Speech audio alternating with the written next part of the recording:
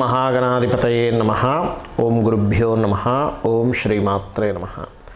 పరమేశ్వర స్వరూపమైనటువంటి జ్యోతిష, వాస్తు మరియు ఇతర అనేకమైనటువంటి శాస్త్రములను మనకు అందించినటువంటి మహర్షులకి నమస్కారం. హయగ్రీవ హయగ్రీవ హయగ్రీవేతి యో వదయేత్తస్య నిస్సరతే వాణి జహ్నుకన్యా ప్రవాహవత్. అరుణాం కరుణాతరంగితాక్షీం ధృతపాశాంకుశపుష్పబాణచాపాం అనిమాదిభిరావృతాం మయూకైః అహమిత్యేవ విభావయే భవానీం. శ్రీమాత్రే నమః.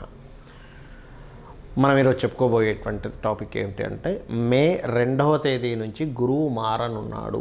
మరి మేలో మారితే ఇప్పటి నుంచి ఎందుకు చెప్తున్నారండి అంటే, ఎప్పుడు కూడా లాంగ్ టర్మ్ ప్లానెట్స్ అంటారు. అంటే లాంగ్ టర్మ్లో ఎక్కువ కాలం ఒక రాశిలో ఉంటాయి. అవి ఇంకో 2 నెలల్లో మారబోతుంది. ఈ 2 నెలల తర్వాత మారబోతుంది కాబట్టి ప్రతి గ్రహము కూడా, అంటే అందులో చిన్న గ్రహాలు అంటే షార్ట్ టర్మ్గా తిరిగేటువంటివి ఉంటాయి, ఎక్కువ కాలం ఒక్కొక్క రాశిలో ఉంటాయి.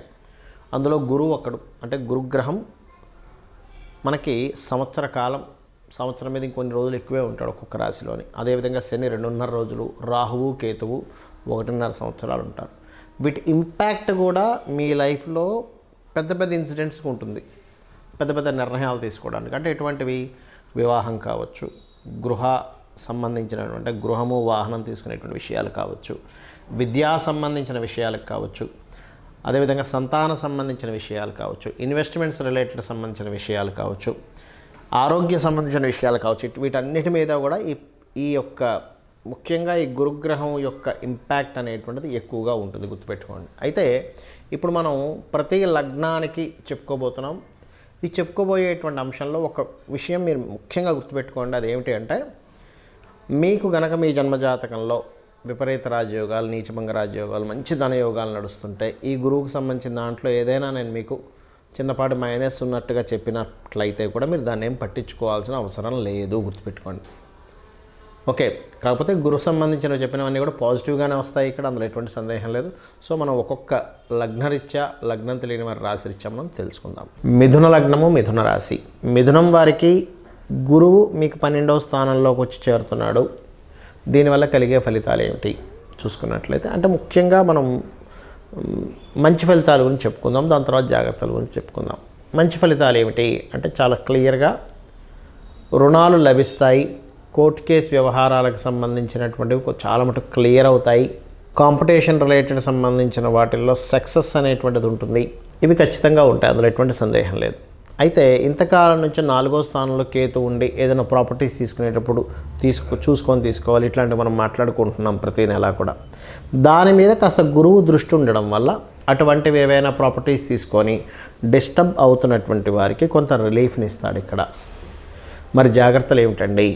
జాగ్రత్తలు చాలా క్లియర్గా, ఇన్వెస్ట్మెంట్స్ చేసేటప్పుడు చాలా కేర్గా ఈ ఇన్వెస్ట్మెంట్ చేస్తున్నాను, దీనికి ఎంతవరకు ప్రోగ్రెస్ ఉంటుంది, నేను ఏదైనా తొందరపడి డెడ్ ఇన్వెస్ట్మెంట్ చేస్తున్నానా అనేటువంటిది చూసుకోవాలి. ఎందుకంటే ఇక్కడ ఆలోచన స్థానాన్ని ఇబ్బందినిస్తాడు గురువు ఇక్కడ. అంటే ఆలోచన చేయకుండా తొందరపడి ఇన్వెస్ట్మెంట్ చేయడం. మిథున లగ్నం వారికి గుర్తుపెట్టుకోండి, మిథున లగ్నం వారికి ఆలోచన సంబంధించిన విషయం మీద ప్రభావం చూపిస్తాడు. అలాగే సంతాన సంబంధించినటువంటి విషయంలో, రాజకీయ సంబంధించినటువంటి విషయంలో, షేర్ మార్కెట్ రిలేటెడ్ సంబంధించినటువంటి అంశాలలో, అంటే తొందరపడి ఎవరో చూడండి మనం చూస్తూ ఉంటాం, ఫ్రెండ్ ఎవరో, ఎందుకంటే ఫ్రెండ్స్ మూలంగా షేర్ మార్కెట్ మూలంగా దెబ్బపడుతుంది. అంటే అలాగా ఫ్రెండ్ ఎవరో, నేను లాస్ట్ వీక్ 1,00,000 రూపాయలు పెట్టాను షేర్ మార్కెట్లో, నాకు టక్కన 4 లక్షలు వచ్చాయని చెప్తాడు. ముందే అప్పుల్లోనో ఇంకో బాధల్లో ఉన్న వాళ్ళు ఏం చేస్తారు, అరే ఫ్రెండ్కి వచ్చింది కదా, నేను 1,00,000 పెట్టేసి సప్పు చేసి 1,00,000 పెట్టేసి ఆ 4 లక్షలు వస్తే అప్పులు తీసేసుకోవచ్చు కదా, ఆశతో మనం పెడతాం. ఇక్కడే మీరు పప్పులో కాలేస్తారు, గుర్తుపెట్టుకోండి. కాబట్టి పొరపాటును కూడా స్నేహితుల మాటో లేకపోతే ఇంకోల మాటో విని షేర్ మార్కెట్ జోలికి అసలు వెళ్ళకండి. గురువు మారుతున్నందుకు, అంటే అది గురువు మారకముందు వెళ్ళిపోవచ్చా అండి అని అడుగుతారు. ఒకటే గుర్తుపెట్టుకోండి, షేర్ మార్కెట్లో మీకు రాణించాలి అంటే ఒక ఫార్ములా ఉంటుంది. ప్రతి లగ్నానికి, ప్రతి ఇన్సిడెంట్ జరగడానికి ఒక ఫార్ములా ఉంటుంది ఆస్ట్రాలజీ. మొత్తం సూత్రాలు ఆస్ట్రాలజీ అంటే మాయలు, మంత్రాలు, ఊహించుకోవడాలు కాదు. సూత్రం ఏమిటా సూత్రం? 5వ స్థానాధిపతి, ధనస్థానాధిపతి, ఆకస్మికంగా ధనాన్ని వచ్చే స్థానాధిపతి అయిన అష్టమాధిపతి, అంటే 5, 2, 8 లాభాధిపతి, వీళ్ళు చాలా క్లియర్గా ధనాన్ని ఇచ్చే దాంట్లో ఉండాలి. ధన సంబంధించిన కారకత్వాలు ఇవి పొంది ఉండి నీచభంగ రాజయోగము అంటారు. నీచభంగ రాజయోగం కానీ విపరీత రాజయోగం కానీ కలిసి ఉంటే వారికి ఖచ్చితంగా షేర్ మార్కెట్ మూలంగా డబ్బులు వచ్చి తీరుతాయి, అందులో ఎటువంటి సందేహం లేదు. డైలీ ట్రేడింగే చేసుకోండి, వాళ్ళు లాంగ్ టర్మ్ చేసుకోండి. కానీ అలా కాదండి, నాకు ఇంట్రెస్ట్ ఉంది షేర్ మార్కెట్లో, ఒక మంచి బాగా షేర్ మార్కెట్లో ఆరుదేరిన వ్యక్తిని కన్సల్ట్ అయ్యి లాంగ్ టర్మ్లో ఏ షేర్ కొంటే మంచిది తెలుసుకొని కొనవచ్చు, తప్పు లేదు అందులో. కానీ ఎటువంటి ఎక్స్పీరియన్సెస్ కానీ అనుభవాలు కానీ దాని మీద ఎటువంటి ట్రైనింగ్స్ తీసుకోకుండా ఎవరో ఫ్రెండ్కి వచ్చింది నాకు వచ్చేస్తుంది అనుకుని పెట్టారా, డబ్బులు పోతాయి. కాబట్టి దయచేసి ఈ యొక్క విషయంలో చాలా జాగ్రత్తగా ఉండండి. మరి రెమెడీ ఏం చేసుకోవాలి? మీరు లలితాంబిక అమ్మవారి యొక్క స్తోత్ర పఠనం చేయండి, లేదా ఓం శ్రీమాత్రే నమః అనే నామస్మరణ చేయండి. గోవునికి బెల్లము అదేవిధంగా అరటికాయలు తినిపించండి, అనే విధాలు బాగుంటుంది. చాలామందికి వాళ్ళ లగ్నము, వాళ్ళ రాశి, వాళ్ళ నక్షత్రం ఏమీ తెలియదు. మరి అలాంటి వారు ఈ గురువు యొక్క మార్పు వలన కలిగే ఫలితాలను ఎలా పొందాలి? గుర్తుపెట్టుకోండి, గురువు ఎప్పుడైతే మారుతుంటాడో రాశిలో పుష్కరాలు వస్తాయి. మీకు పుష్కరాలు ఎక్కడొచ్చాయో ఆ పుష్కరాలకు వెళ్ళి అక్కడ స్నానం చేయడం ద్వారా గురువు ఇచ్చేటువంటి సంపూర్ణమైనటువంటి శుభ ఫలితాలు జరుగుతాయి. ఒకటి గుర్తుపెట్టుకోండి. రెండవది, ఏమండి మాకు గురువు ఈ సంవత్సరం మంచి ఫలితాలు ఇస్తాడా, మంచి ఫలితాలు ఇవ్వడం మాకు అర్థం కావట్లేదు, ఏం చేయాలి అంటే చాలామందికి కావాల్సిన మంచి ఫలితాలు, అశుభ ఫలితాలు ఎవరికి వద్దు, శుభ ఫలితాలే కావాలని కోరుకుంటారు, కోరుకోవాలి కూడా, అదే అందులో ఎటువంటి తప్పు లేదు. మరి దానికి ఏం చేయాలంటే ఒకటే గుర్తుపెట్టుకోండి.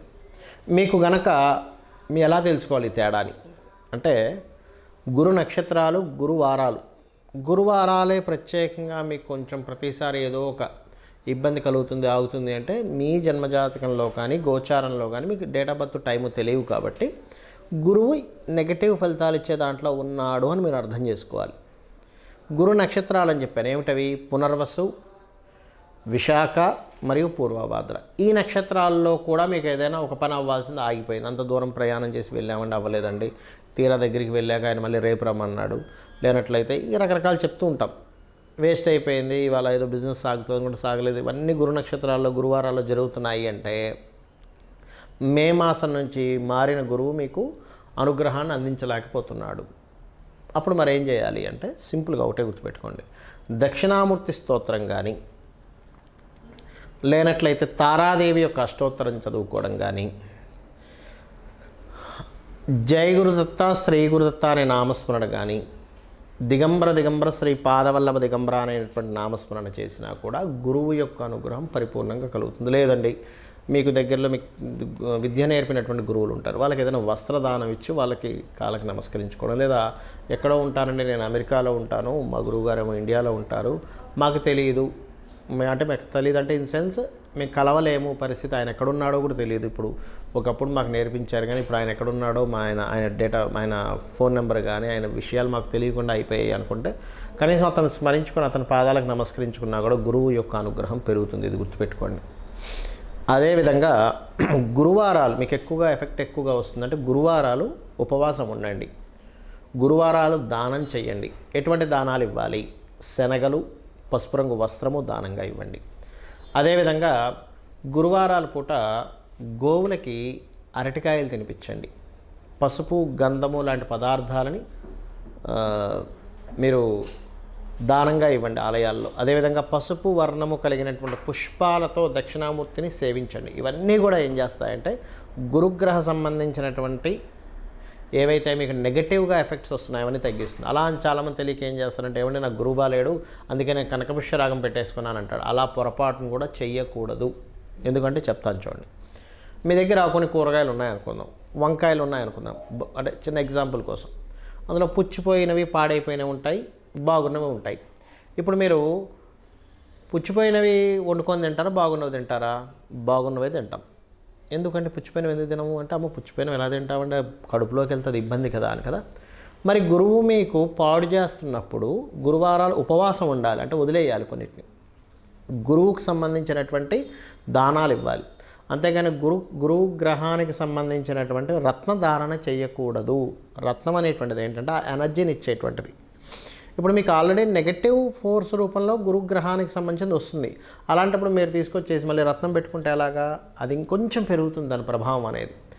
సాధారణంగా చాలామందికి ఏంటంటే రత్నము ఏది ధరించాలో చాలామందికి తెలియదు. మాకు ఈ పలానా మహాదశ నడుస్తుంది, శనిదశ నడుస్తుంది, నీలం పెట్టేసుకున్నాను, గురుదశ నడుస్తుంది, కనకపుష్యరాగం పెట్టేసుకున్నానండి, చంద్రదశ నడుస్తుంది, ముత్యం పెట్టేసుకున్నానండి అంటారు. అది పూర్తిగా తప్పు, గుర్తుపెట్టుకోండి. చలికాలం నడుస్తుందండి అందుకని ఐస్ క్రీమ్ తింటున్నాను అంటారు ఎవరైనా. ఎందుకంటారు? చలికాలం అండి చల్లగుంది కాబట్టి నేను ఐస్ క్రీమ్ తినేస్తున్నాను అన్నారు కదా. ఎందుకంటారు అంటే మీకు ఏది యోగ్యవంతంగా ఉంది, మీ ప్లానెట్స్లో ఏది యోగ్యవంతంగా ఉంది దానికి సంబంధించిన రత్నం పెట్టుకోవాలి. కొంతమందికి దురదృష్టవశాత్తు ఏ ప్లానెట్ యోగ్యవంతంగా ఉండదు. చాలా రేర్ కేసెస్, కోర్టులో ఒకటి ఉంటుంది, వాళ్ళు రత్నం అసలు పెట్టుకోకూడదు, గుర్తుపెట్టుకోండి. అలాంటి వాళ్ళు మీకు యోగ్యవంతంగా ఉండేటువంటి గ్రహం ఏదైతే ఉందో, ఇప్పుడు నడుస్తున్న మహాదశ ఏదైతే ఉందో తత్సంబంధించినటువంటి రూపు ఉన్నటువంటిది వేసుకోండి మెడలో. లేదా రుద్రాక్ష వేసుకోండి. రుద్రాక్షకి నో సైడ్ ఎఫెక్ట్స్. ఆ రుద్రాక్షలో కూడా కెరియర్ కోసం దశముఖి వేసుకోండి, వ్యాపార లాభం కోసం 11 ముఖి వేసుకోండి. లేదా పంచముఖి చాలా తక్కువ రేట్లో 50-100 రూపాయలకి వచ్చేస్తుంది పంచముఖి అయితే, అది కూడా వేసుకోవచ్చు. ఈ దశముఖి 11 ముఖీస్ కాస్త ఎక్కువగా ఉంటాయి. వీటన్నిటికంటే కూడా నేను మీకు చెప్పేది ఒకటే, ఇవన్నీ నాకేమీ తెలియవు. ఈ గోచారము, వాస్తు, గ్రహాలు, నక్షత్రాలు, గురువు మారాడా శని మారాడు ఇవేమీ నాకు తెలియవు స్వామి, నువ్వే నాకు దిక్కు, నేను నిన్నే అన్నిట్లో చూసుకుంటూ నా పని నేను చేసుకుంటూ వెళ్ళిపోతాను అనుకునేటువంటి వారికి వీటితోని సంబంధం లేదు. ఆ లలితాంబిక అమ్మవారి పాదాలు పట్టుకొని మీ ప్రయాణం సాగించండి, అన్ని విధాలు బాగుంటుంది. శ్రీమాత్రే నమః.